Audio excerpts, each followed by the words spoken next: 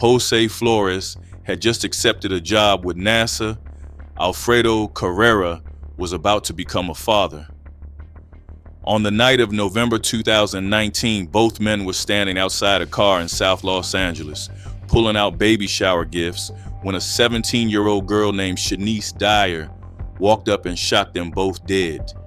She later texted her friends saying she was happy to be on the news. She served less than 4 years.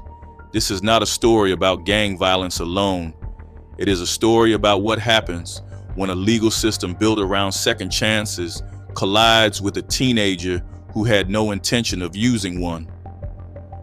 To understand how Shanice Dyer ended up standing over 2 dying men on a sidewalk in South Los Angeles, you have to understand the world she was operating in. The East Coast Crips, commonly referred to as ECC, are one of the oldest and most established Crip factions in Los Angeles. They have been a presence in South Central since the 1970s, and for decades, their primary territorial conflict has been with Florencia 13, a Sureño gang with deep roots in the same part of the city.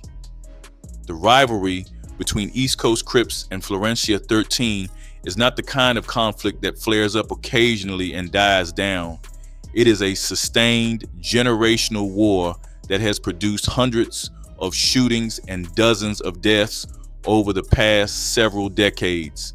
Neighborhoods that sit between the two factions exist in a state of perpetual tension, where a single killing can trigger a chain of retaliations that goes on for weeks. Young men and women who grow up within that world absorb the conflict as fact, the way other people absorb traffic or weather. It is simply part of the environment. The East Coast Crips draw their identity from the eastern side of South Central, stretching across neighborhoods in the 40s, 50s, 60s, and beyond. The gang is not a single unified body, but a collection of sets and cliques that share a common name and a common enemy. Florencia 13, on the other hand, is a Sureño gang, meaning its members align with the broader Southern California Hispanic gang culture associated with the color blue and the number 13, which represents the letter M, a reference to the Mexican Mafia prison gang that historically held influence over Southern California street gangs. The two organizations operate in overlapping geography and have been fighting over that geography for longer than most of their current members have been alive. What that means practically is that young people who join either faction are not just joining a local crew. They are entering a structure with decades of history, established rituals of loyalty, and deeply embedded expectations about how members are supposed to behave when the gang is challenged. One of those expectations is retaliation. When a member is killed, the assumption is that the gang will respond. Failure to respond is seen as weakness, and weakness invites further attacks. The logic of gang violence is self-perpetuating precisely because every act of retaliation creates the grounds for the next one.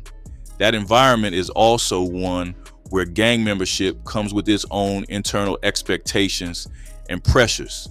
In street gang culture, demonstrating loyalty and willingness to act on behalf of the group is not optional. There is a specific phrase that gets used when leadership wants action taken, put in work. Those 3 words are an instruction. They mean that someone, usually a younger or newer member, is expected to commit an act of violence against a rival. The specifics are left deliberately vague. The target is defined by territory, not by identity. Anyone standing in the wrong place at the wrong time qualifies. In early November 2019, an East Coast Crips member was killed by a Florencia 13 member, SU. The death required a response, and an older gang member made that expectation clear to the younger members around him. Someone needed to put in work. Shanice Dyer was 17 years old, and she was one of the people who heard that instruction. On the night of November 2019, Dyer and two other ECC members got into a car and drove into Florencia, 13 territory in South Los Angeles. They were not looking for a specific person. They were not acting on any particular intelligence about a rival target. They were simply looking for someone standing in the wrong neighborhood. What they found was two men unloading gifts from a car parked on the street. Jose Flores was 23 years old. He had spent years working toward a doctoral degree in astrophysics at the University of California, Irvine, and had recently received news that would define the next chapter of his life. He had been accepted for a position at NASA. The work he had dedicated himself to for years was finally paying off. That night, he was in South Los Angeles for a baby shower, standing outside the car with Alfredo Carrera. Alfredo Carrera was about to become a father. His pregnant fiancée was nearby. The gathering was a celebration, the kind of ordinary, hopeful evening that has nothing to do with gang territory or street politics. Carrera and Flores were not affiliated with any gang. They had no connection to the East Coast Crips. They had no connection to Florencia 13. They were simply two men who happened to be standing on a block that one faction of Los Angeles gang culture had designated as enemy territory. Dyer opened fire. Both Flores and Carrera were struck and killed. A third person nearby, a juvenile, was also hit and wounded. Carrera's pregnant fiancée watched him die. A third innocent person survived, but only by chance. The shooting lasted only a few seconds. The victims had no time to react. In the aftermath, Dyer sent a text message to associates saying she was happy to be on the news. The identities of Jose Flores and Alfredo Carrera became central to the public conversation around this case in a way that is worth examining directly. Gang violence in Los Angeles produces casualties with grim regularity, and many of those deaths receive limited public attention. The Flores and Carrera murders attracted sustained coverage and eventually became a focal point in a political debate about juvenile justice policy, in part because of who the victims were and what they represented. Jose Flores was pursuing one of the most demanding academic paths available. A PhD in astrophysics requires years of graduate study, dissertation research, and the kind of focused intellectual commitment that most people never attempt. The fact that Flores had not only completed that path, but had secured a position with NASA placed him in an extraordinarily small group of people. He had gotten out. He had built something entirely through his own effort that would have taken him far from the streets of Los Angeles. He was standing on the wrong block on the wrong night, and Shanice Dyer shot him dead. Alfredo Carrera's story carries its own particular weight. He was about to welcome a child into the world. His fiancée was pregnant, and the baby shower that brought him to that neighborhood that night was a celebration of new life, of the future they were building together. Instead, his fiancée watched him collapse. Their child would grow up without a father because a teenager in a rival gang needed to put in work. The third victim, a juvenile who survived, was an additional reminder that the shooting's violence was entirely indiscriminate. No one targeted at that location had any connection to the conflict that had preceded it. The ECC member who had been killed the day before, the grievance that supposedly justified the retaliation, had nothing to do with any of the people Dyer shot. That indiscriminate quality was not incidental. In the calculus of gang retaliation, the point is not to kill a specific rival who committed a specific act. The point is to demonstrate willingness to act and to send a message to enemy territory. The individual identities of the victims are, within that logic, irrelevant. They were in the territory, and that was enough. After the shooting, investigators worked to identify the people responsible, and Dyer was eventually arrested and charged. The case drew the immediate attention of then District Attorney Jackie Lacey, who assessed the nature of the crime, its deliberate planning, its execution, and its aftermath, and determined that Dyer should be tried as an adult. This was not a straightforward or automatic decision. California law requires a specific legal process to transfer a juvenile case to adult court, and that process involves hearings, evaluations, and findings by a judge. The Los Angeles Probation Department, which conducts independent evaluations of juvenile defendants, agreed with Lacey's assessment. The evaluation supported trying Dyer as an adult. If tried as an adult and convicted of 2 counts of first-degree murder, Dyer would most likely have faced a sentence of 25 years to life in state prison. Given the premeditated nature of the killings, the multiple victims, and the gang enhancement that would have applied, the realistic outcome of an adult conviction was a sentence that would have kept her incarcerated well into her 40s or beyond. But the case had not yet completed the transfer process when November 2020 arrived, and November 2020 brought a significant change to Los Angeles County's prosecutorial leadership. George Gascon was elected District Attorney of Los Angeles County in November 2020, defeating Jackie Lacey in a race that centered significantly on criminal justice reform. Gascon came to the role with a specific philosophy about how the justice system should treat young offenders, one rooted in the growing body of research on adolescent brain development and the argument that the juvenile system exists for a reason, to handle young people differently from adults because they are, in fact, different. One of the first and most sweeping actions of his administration was the issuance of a blanket policy directive. No juvenile, regardless of the crime committed, would be tried as an adult in Los Angeles County. The directive was not case by case. It was not conditional on the severity of the offense or the defendant's history. It applied to every open juvenile case in the system, including cases that, like Dyer's, were already in the process of being transferred to adult court. The transfer proceedings that Jackie Lacey had initiated were halted. Dyer's case was sent back to the juvenile system. The policy was immediately controversial. Deputy district attorneys within the office, the lawyers who actually prosecuted cases, pushed back hard. Victims' families objected publicly.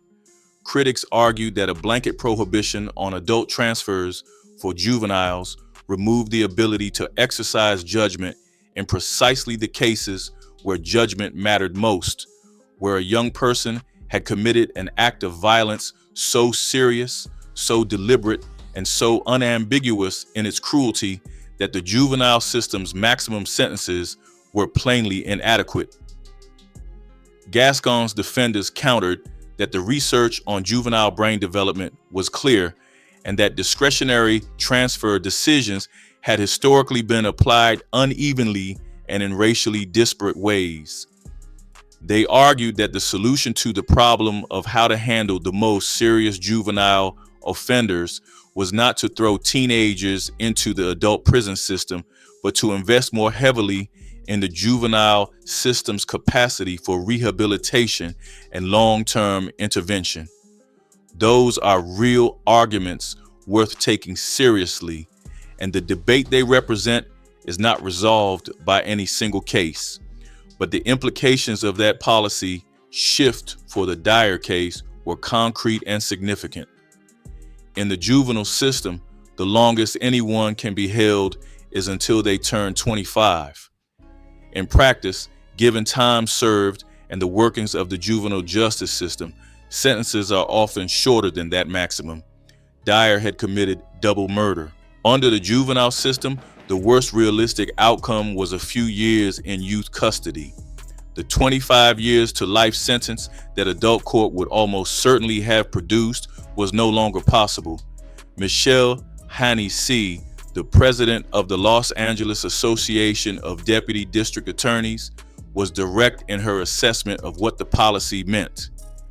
She said the cost of Gascon's ideology is measured in blood, and that the failure was not just the policy itself, but the philosophy behind it, a philosophy that she argued severed the link between the severity of a crime and the accountability that follows it.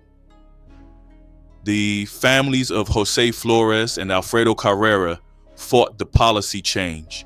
They filed legal documents arguing that the decision to remove Dyer from the adult system was unjust, detailing the deliberate nature of the killings and the impact on their families. Carrera's sister described Dyer as a cold-blooded killer. The legal challenges did not succeed. Gascon's policy remained in place. Dyer was convicted of both murders in juvenile court. She served less than 4 years. She was released in early 2024. It is worth pausing on that arithmetic for a moment, because the gap between the crime and the consequence in this case is one of the central reasons it became a flashpoint in the debate over juvenile justice policy. Jose Flores spent years in graduate school to earn his PhD. Alfredo Carrera spent 9 months watching his child grow inside his fiancée and never got to meet that child. The people who loved them have spent years living with the consequences of what happened on that sidewalk in November 2019. Shanice Dyer spent less than 4 years in youth custody. Supporters of Gascon's approach to juvenile justice would argue that the juvenile system exists precisely to account for the developmental reality of adolescence, that teenagers are neurologically and psychologically different from adults, that their capacity for change is greater, and that the criminal justice system should reflect those facts. Those arguments are not without scientific grounding. The research on adolescent brain development, decision-making, and rehabilitation is substantial and has influenced legal thinking for decades. But the Dyer case sits at the most difficult edge of that debate. The killings were not impulsive or unplanned in the immediate sense. They required getting into a car, driving to a specific location, and opening fire on strangers. The text message Dyer sent afterward, expressing satisfaction at being on the news, is not consistent with the picture of a frightened young person who made a terrible mistake in the heat of the moment. It reflects a level of callousness about the deaths of two people that is difficult to reconcile with arguments about juvenile malleability and potential for rehabilitation. The families of the victims did not need the scientific literature to tell them how they felt about the outcome. They felt that the system had failed to hold a double murderer accountable in any meaningful way, and they said so publicly and repeatedly throughout the legal proceedings and their aftermath. When Dyer was released in early 2024, she was 22 years old. She had been incarcerated since she was a teenager and was now returning to the same city, the same neighborhoods, and potentially the same networks that had shaped her path into gang violence in the first place. The challenge of re-entry for anyone who has been incarcerated is substantial under the best of circumstances. Housing, employment, and social connections are all complicated by a criminal record and a gap in conventional work and educational history. For someone returning from the juvenile system after a conviction for double murder, those challenges are compounded by the nature of the offense itself and by the social world they are returning to. Gang affiliations do not automatically dissolve during a period of incarceration. In many cases, time served within the system reinforces gang identity rather than diminishing it. Prisons and youth facilities in California have long been environments where gang structure operates in parallel with the official institutional hierarchy, where gang membership provides protection and social belonging, and where leaving that affiliation becomes, if anything, harder than it was on the outside. The East Coast Crips were not going to be less present in Dyer's life simply because she had spent 4 years in custody. The conflict with Florencia 13 that had set the 2019 murders in motion was not going to have resolved itself during those years. South Central Los Angeles had also not changed in ways that would have made Dyer's reintegration straightforward. The neighborhoods, the economic conditions, the presence of gangs, the unresolved territorial disputes between ECC and Florencia 13, all of it was still there. The same structures that had channeled a 17-year-old girl toward a retaliatory killing were still in place for the 22-year-old woman walking back into that environment. Law enforcement officials and victim advocates had argued throughout the legal proceedings that releasing Dyer without the level of accountability that an adult sentence would have imposed created a predictable risk. That argument at the time could have been dismissed as speculation about what might happen. What happened next made it considerably harder to dismiss. In June 2024, approximately 4 months after Dyer's release, 21-year-old Joshua Streeter was shot and killed in a parking lot at the Indian Hill Mall indoor swap meet in Pomona, California. Streeter was 21 years old. He was gunned down in broad circumstances that once again had the hallmarks of gang-related violence. Investigators connected the shooting to the East Coast Crips. When they looked at who was involved, Dyer's name came up again. She was arrested and charged with aiding and abetting the murder of Joshua Streeter, along with 2 other ECC associates. The charge was not that she had pulled the trigger this time. It was that she had been part of the group that carried it out, a participant in the conspiracy that ended Streeter's life. The Streeter killing brought everything back to the surface. The families of Flores and Carrera had already been living with the reality of the legal outcome in their cases. The release of Dyer had been a wound that had not closed. The news that she had allegedly been involved in another killing within months of her release confirmed what they had been saying throughout, that the system had not rehabilitated Shanice Dyer. It had simply delayed the next crime. Michelle Hennessy put it plainly: Dyer, who should have been incarcerated for life, was free thanks to Gascon's policies, and now another family was grieving the loss of their loved one. She said Streeter's death could have been prevented, and that the outcome was a direct result of the decision to treat a deliberate double murder as something the juvenile system was equipped to address. George Gascon's office declined to comment. The Dyer case exists within a larger context that is important to understand. She is not an anomaly within Los Angeles gang culture. She is an illustration of something that law enforcement officials and criminologists have documented extensively: the deployment of young members, including teenage girls, as operational participants in gang violence. In the world of the East Coast Crips and similar organizations, the designation of hitter or shooter is not exclusively male. Young women who demonstrate willingness to use violence occupy a specific role within the gang structure, one that is valued precisely because they are sometimes perceived by rivals and bystanders as less threatening and therefore more able to approach targets without immediate suspicion. The use of female members as triggermen in retaliatory shootings is documented across multiple gang factions in Los Angeles and has been a consistent finding in law enforcement assessments of how these organizations operate. That dynamic is not new, but it has intensified in the social media era. Platforms like Twitter, Instagram, and others have become spaces where gang members, including young women, build reputations, issue threats, and document their affiliations. The line between online identity and real-world action has blurred considerably, and gang culture has adapted to that reality, in ways that have drawn younger and younger participants into active roles.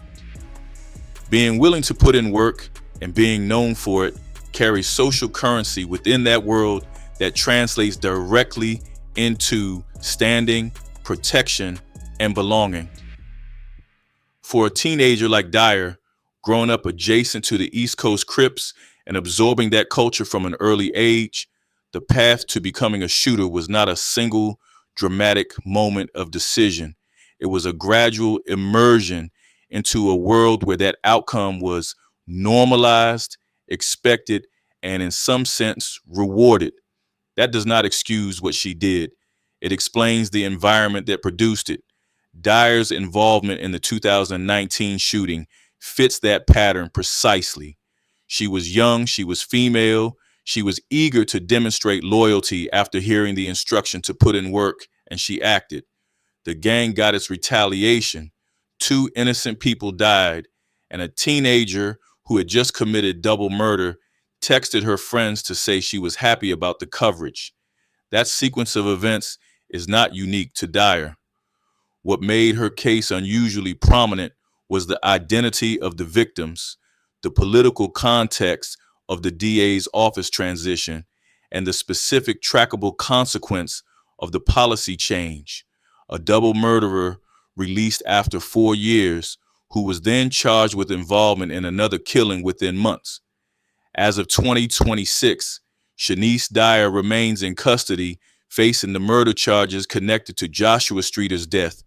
The legal process is ongoing. She is now 24 years old, no longer a juvenile by any definition, and the charges she faces will be processed in adult court. The outcome of the Streeter case will determine how much time Dyer ultimately spends incarcerated for her accumulated criminal conduct. If convicted, she faces a substantially different sentencing landscape than she encountered as a teenager. The adult system she was shielded from after the 2019 murders is now the system she is in. For the families of Jose Flores, Alfredo Carrera, and Joshua Streeter, the legal proceedings are an ongoing source of both engagement and exhaustion. Each new hearing, each new development requires re-engaging with the worst thing that ever happened to them. Carrera's sister has described Dyer as a cold-blooded killer. The father of the unborn child that Alfredo Carrera never met has grown up in the years since the shooting, shaped by an absence that should not exist. The political debate that the Dyer case ignited around George Gascon's juvenile justice policies has continued beyond the specific circumstances of her case. Gascon himself faced ongoing legal and political challenges during his tenure, with some of his signature directives overturned or modified by courts, and others walked back under pressure. The question of how the juvenile system should handle the most serious violent offenders remains one of the genuinely contested issues in criminal justice policy, one where the arguments on both sides reflect real values and real consequences. What is not contested is the specific chain of events in the Dyer case. A 17-year-old girl killed 2 innocent men in a gang retaliation and texted her friends about it. A policy decision removed her from the trajectory toward adult accountability and placed her in the juvenile system. She served less than 4 years. She was released. Months later, another man was dead and she was in custody again. There is a version of this story that focuses entirely on the policy failure, on Gascon, on the gap between crime and consequence, on the predictability of what happened after the release. That version is not wrong, but it is incomplete. The other version of this story starts earlier, with a teenager who was embedded in a gang culture that treated human life as a resource to be expended in territorial disputes, who was told to put in work and did exactly that, and who expressed no remorse about it afterward. Both versions are true, both matter, and neither of them brings Jose Flores or Alfredo Carrera back. The two men whose lives she took in 2019 did not get a second chance. Jose Flores did not get to go to NASA. Alfredo Carrera did not get to raise his child. The debate over juvenile justice policy is real and important and deserves serious engagement. But at the center of that debate in the Dyer case are two men who were pulling baby shower gifts out of a car and who were killed because they were standing on the wrong block at the wrong time, and a legal system that struggled to decide what that was worth. Shanice Dyer's story did not begin the night she pulled the trigger, and it did not end the night she walked out of custody. It is still being written. The question Los Angeles has not answered yet is how many more names have to be added to that story before the system decides it got something wrong